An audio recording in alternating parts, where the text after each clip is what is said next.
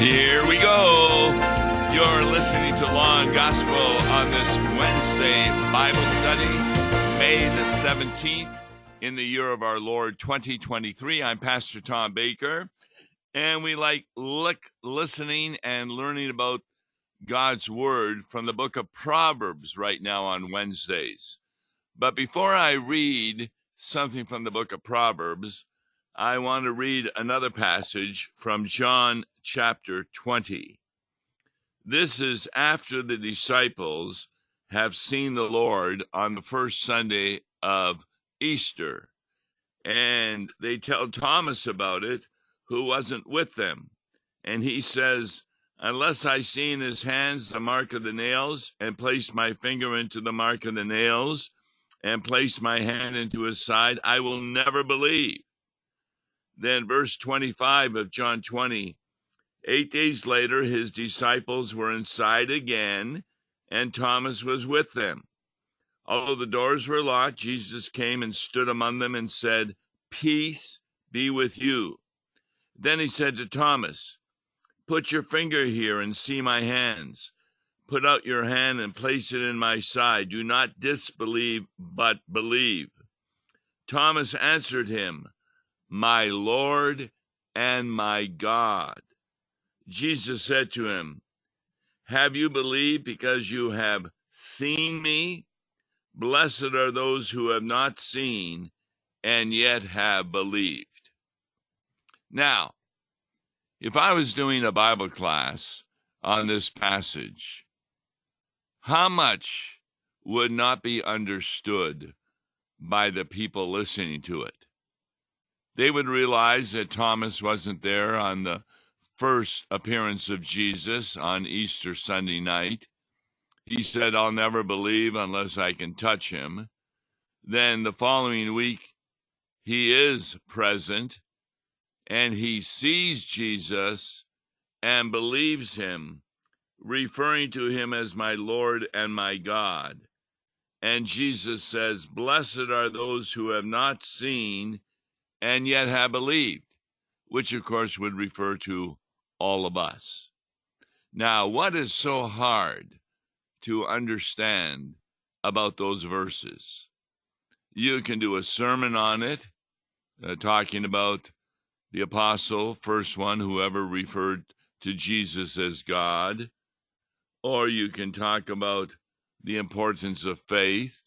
You can talk a lot about it, but the text itself is pretty self-explanatory. There's not much you need to do. How different is that text from John, from Proverbs chapter 20? We're going to begin with verse 25 and go through verse 30, which is really an important verse. And guess what? In preparation for teaching that in a Bible study, Proverbs 20, 25 to 30, as I read through the verses, I did not know what Solomon was talking about. What? No. When John talks about Jesus and Thomas, everybody knows what John is talking about. Nobody denies that Thomas wasn't there, then he was there, then he believed. But when you look at the book of Proverbs, the statements in Proverbs are really hard to understand by a lay person, even in the Lutheran Church Missouri Synod, because it takes pastors to teach what these passages mean. Yes, it's one thing for a pastor to explain in the New Testament what the Greek says, or in the Old Testament what the Hebrew says, or elsewhere what the Aramaic says. But the real task of a pastor is to explain what the English says, the English translations. And the problem is that we don't have a full Bible like in the New Testament, a Greek New Testament, until the 16th century. Up to that time, all the translations, if there were any, were from manuscripts, hundreds of manuscripts, and they differ in a lot of areas. So when you take a look at something like Proverbs, it's really difficult to know at times what Solomon meant until you do some study in the Hebrew and the grammar and taking a look at the context. That's why you do need a pastor, not only to help you understand the Hebrew and the Greek, but also the English. So let's take a look. Proverbs chapter 20, verse 25. It is a snare to say rashly, it is holy, and to reflect only after making vows. Now, I'm in a Bible study. I've got members who have been confirmed, a whole bunch of them, and I ask people, what does that verse mean? And hardly anybody knows what it means. And those who attempt to give a suggestion are normally wrong. That's why you need a pastor. It is a snare to say rashly, it is holy. Now, when you take a look at the original language, another way of translating it to help us understand is God is saying it is a trap to say impulsively, it is holy. Now, what's God talking about here? What trap do we fall into? This is a warning against making hasty vows to God. Now, what is a hasty vow? Let's say you have some kind of problem. You get a phone call and hear that one of your children, they were in a car accident and it was serious. And you're rushing to the hospital and you make a vow to God, God, if my child is alive, I promise to go to church every Sunday. That is making an impulsive vow to God. What do you think? That you can persuade God to do something by making a promise? This is not only a warning against hasty vows to God, it also is a warning about not breaking the second commandment. What's the second commandment? Thou shalt not take the name of the Lord thy God in vain. Now, I often wonder, what did in vain mean? And I came up with the idea before the new translations that thou shalt not take the name of the Lord thy God for a purpose of which he has not provided. That's taking the name of the Lord thy God in vain. Now, you see this on movies all the time. It's unfortunate you go to YouTube and you want to see a detective movie, and you really got to go and look at old ones that were done in the 60s and 70s, because the new ones start off with a lot of swearing and using the name of God in vain. And so this is a wonderful passage from God.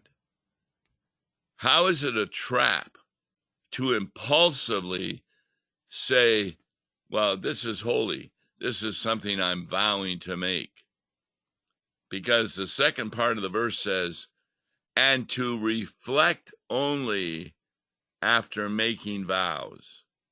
What does reflect only mean? It means to reconsider.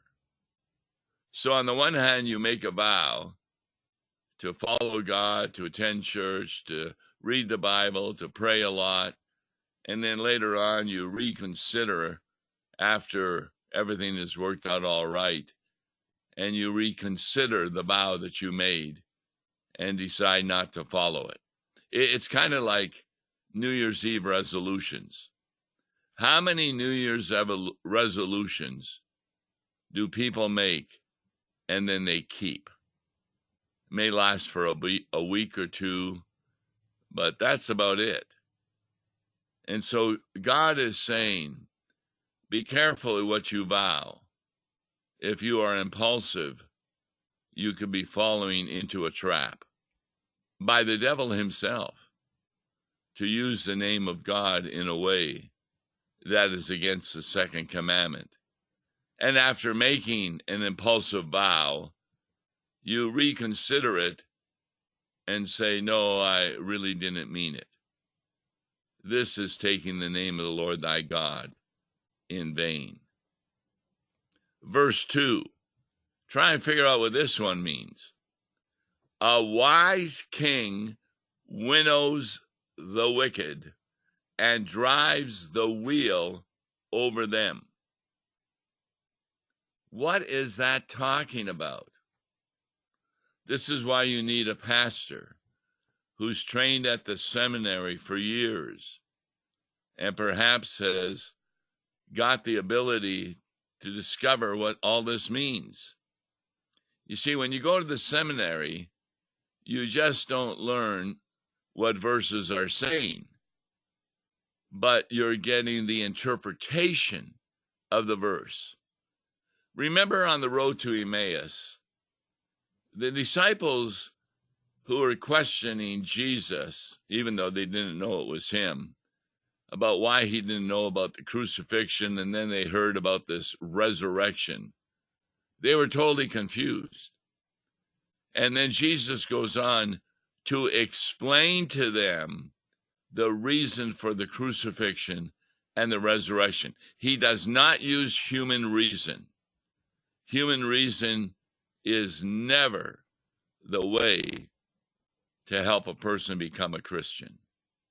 Instead, he uses the Bible. He quotes Old Testament verses again and again. And the disciples begin to understand. Look at this Jesus fulfilled all of these promises in the Old Testament concerning the Messiah. And their heart beats with joy within them.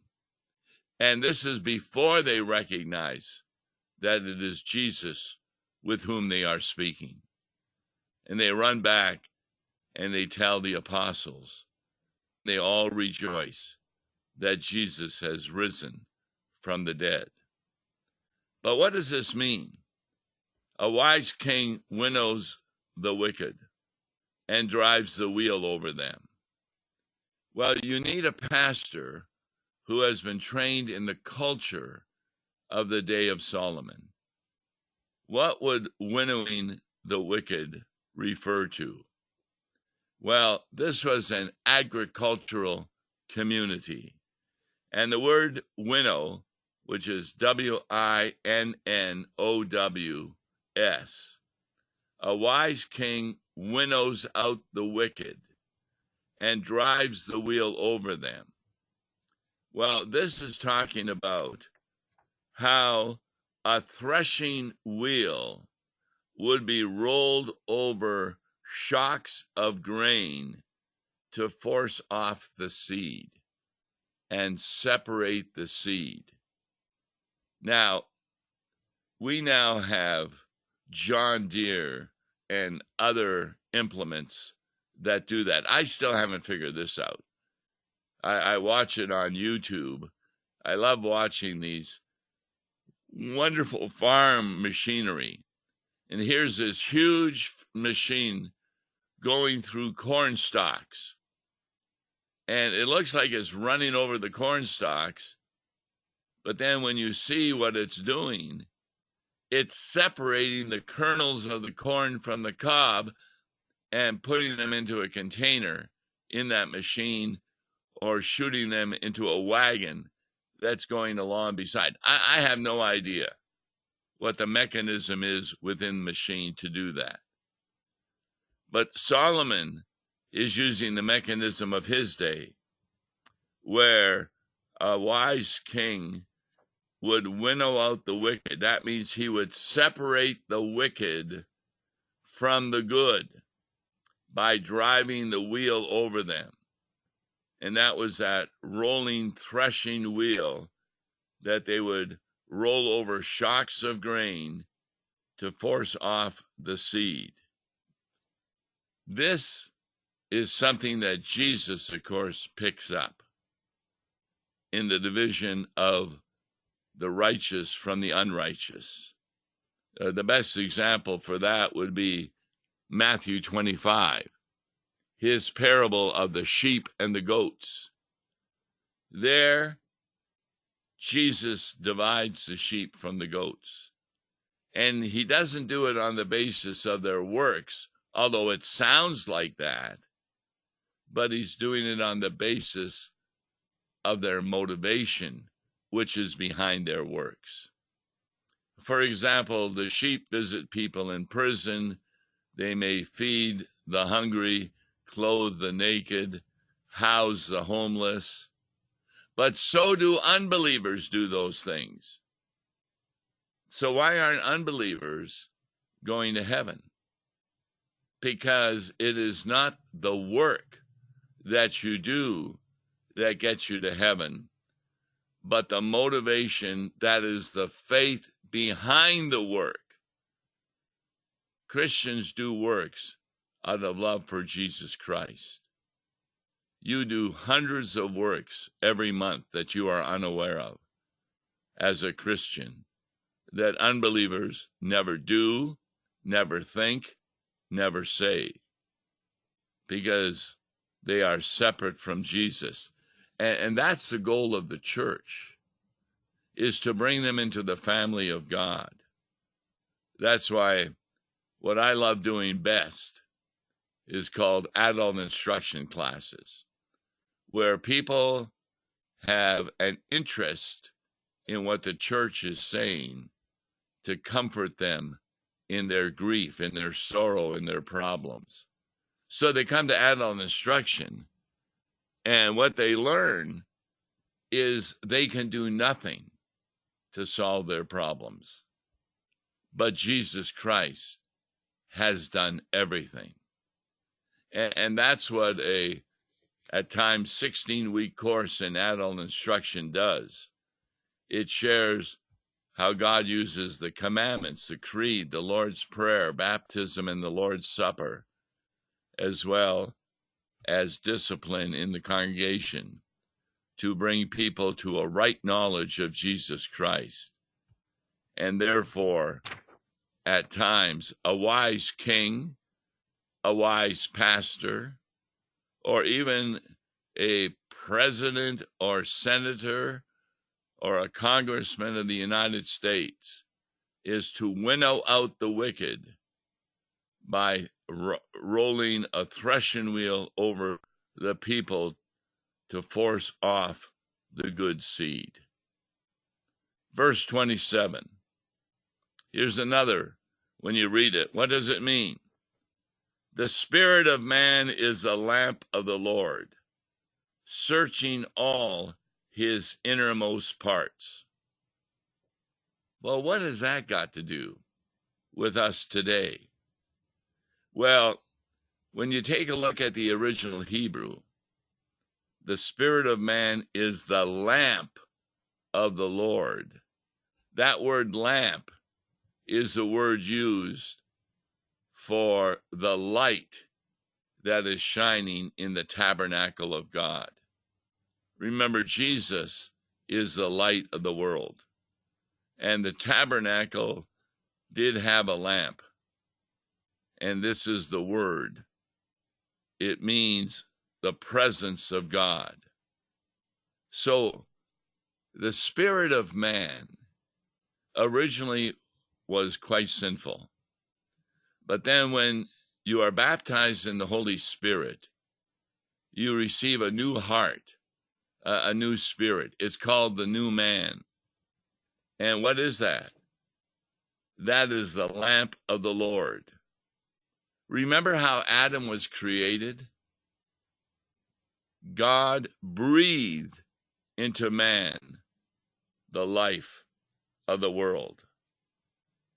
And therefore, that lamp, namely your new spirit, is able to search all your innermost parts. Now, actually, the Hebrew says, searching all the chambers of your belly. Now, a lot of translators, of course, change that, because that in the day of Solomon, namely the innermost parts, the chambers of the belly, were really where your spirit is found. Is it the lamp of the Lord, or is it the darkness of Satan? We do that today. How many times does a husband or wife say to the spouse, I love you with all my heart? What does that mean? Why are we saying the word heart there? A heart doesn't love anything. It's part of your body. But in our society, in our culture, it's a way of showing an innermost feeling of love towards someone, to love them with all your heart. In Solomon's day, it was the chambers of the belly that were being searched. In fact, Jesus picks that up through the Apostle Paul in Romans 8.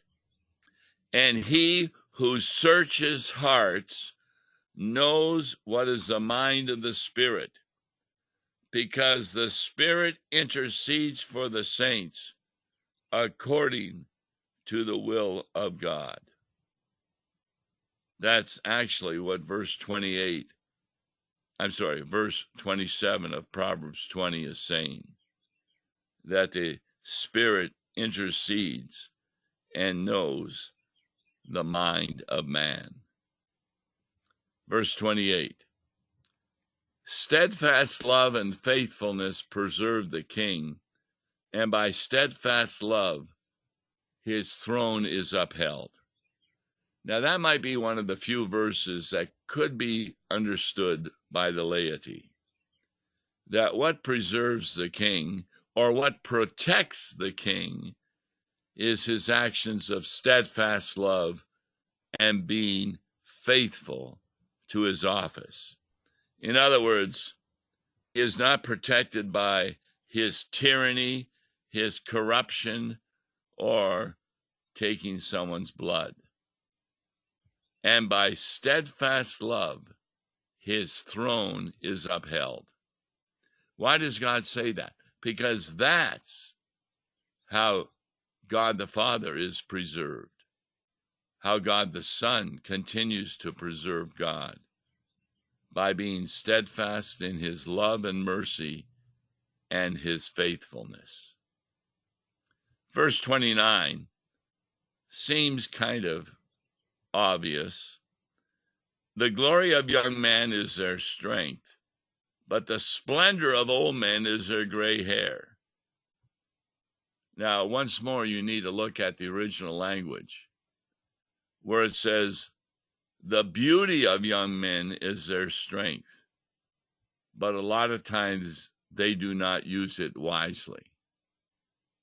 How many times do you watch a movie and a man is really in glory because he's stronger than a woman and he has more muscles, but he uses it to sway women to do sinful actions? So maybe the beauty of a young man is their strength, but not if he does not use it wisely. In contrast to the splendor of old men is their gray hair. The word splendor can also be translated as glory. Their gray hair indicates their righteousness. That is also the color of the robe in which a Christian wears, white, gray. Then we get to verse 30.